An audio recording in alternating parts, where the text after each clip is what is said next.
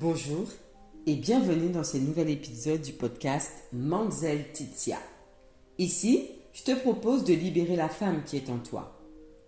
Pour ce faire, aujourd'hui j'ai envie de partager avec toi une expérience qui m'est personnelle.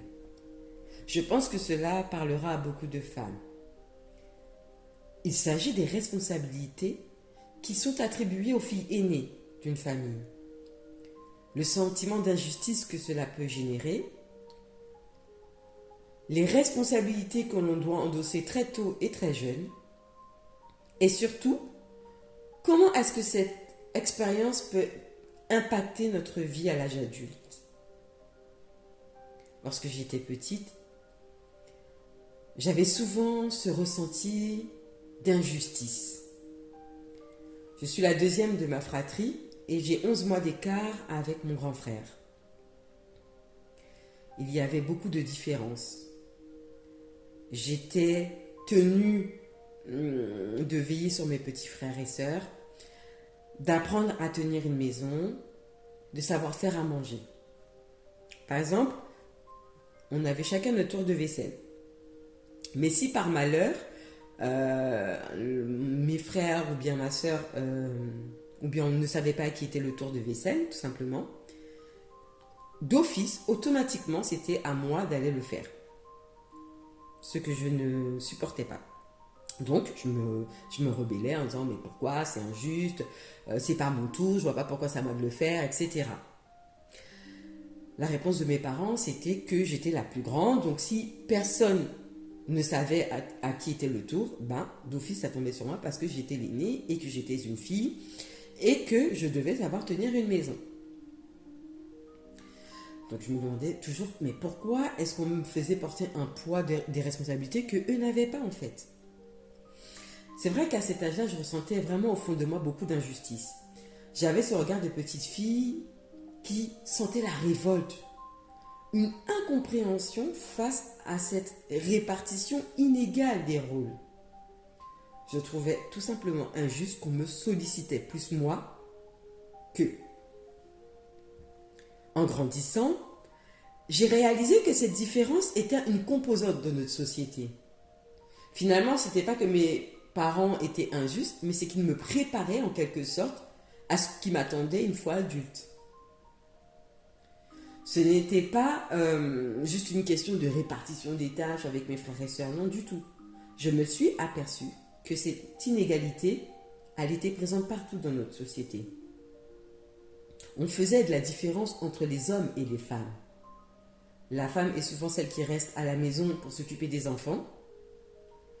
C'est encore elle qui, dans le milieu professionnel, est moins payée et moins bien payée qu'un homme alors qu'ils occupent exactement le même poste. Une femme qui va occuper un poste à responsabilité, il va souvent lui être demandé de prouver qu'elle mérite sa place, comme si c'était un privilège qu'on pouvait lui enlever à n'importe quel moment, alors qu'un homme dans la même position n'a pas ce poids supplémentaire sur les épaules. Durant des années, j'ai ressenti beaucoup de colère face à cette différence. Je trouvais ça vraiment injuste, le fait que je sois née femme, et que parce que j'étais née femme, ça faisait une différence, j'étais moins bien traitée qu'un homme. Je trouvais ça complètement de la pure folie. Et puis, je suis devenue mère. Et là, je me suis rendu compte de la force que ça me demandait de m'occuper d'un enfant. En plus de m'occuper de mon enfant, je devais m'occuper de la maison. Je créais également ma propre entreprise. Et là, ça fait boum dans ma tête. C'était comme une révélation. Nous, les femmes, nous sommes capables de porter de multiples responsabilités. Nous pouvons nous occuper de notre famille, de notre maison, avoir une carrière et prendre soin de nous. Waouh! Et c'est là que j'ai compris qu'en fait, nous possédons une force intérieure extraordinaire.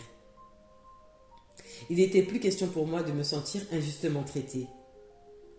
Mais là, je voyais que les graines que mes parents avaient plantées à l'intérieur de moi étaient une force que si j'étais prête à la révéler, fait de moi cette femme forte et courageuse. J'ai arrêté de me percevoir uniquement comme la victime de ce système et en fait, j'ai commencé à voir la force et la résilience que ces expériences avaient forgées en moi.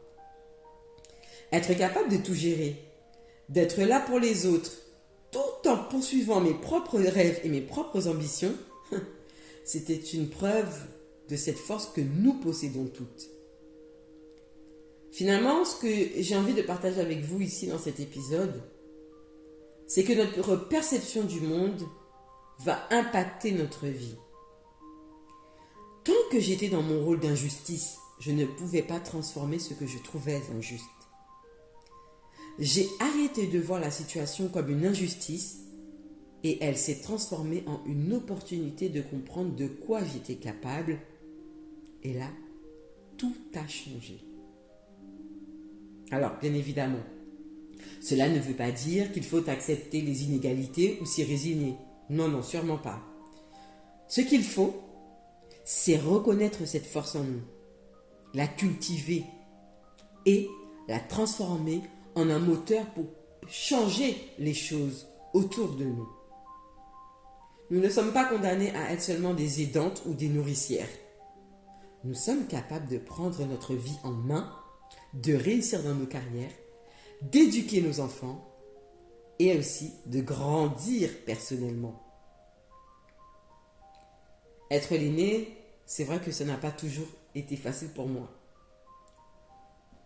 Mais cela m'a donné une vision plus large de la vie et des forces qui existent en nous.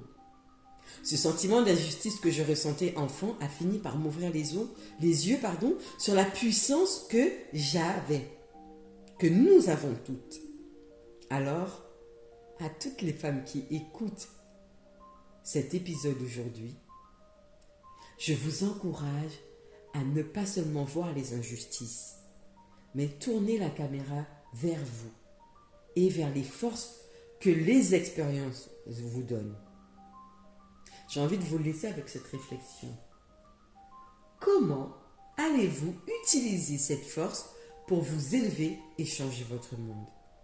N'hésitez pas à me partager votre réflexion en commentaire.